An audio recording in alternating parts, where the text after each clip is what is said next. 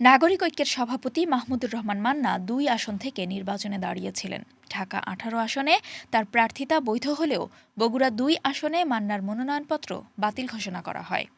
মান্নার নির্বাচনী হলফনামায় বলা হয়েছে, তিনি নিজের আয় থেকে নির্বাচনে ব্যয় করবেন ৫,২০,০০০ টাকা।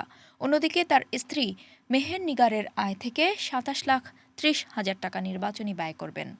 মান্না বছরে তার নিজের আয় দেখিয়েছেন ৯,৫০,০০০ টাকা, অথচ আয়কর রিটার্নে তার আয় দেখানো হয়েছে ৯,৬৮,০০০ টাকা। নিজের পেশা হিসেবে ব্যবসার কথা লিখেছেন তিনি। তার স্ত্রীর আয় দেখানো হয়েছে ১০,৫৩,০০০ টাকার বেশি।